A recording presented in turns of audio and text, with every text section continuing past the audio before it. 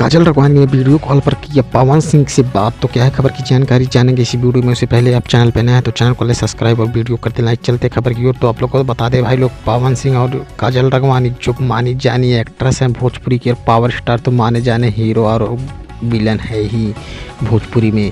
तो आप लोग को बता दें इन दोनों का फिल्म एक ही आया था, छलकत हमरो जवानिया सॉन्ग से फेमस हुई थी काजल राघवानी, जिसे पवन सिंह थे उस सॉन्ग में।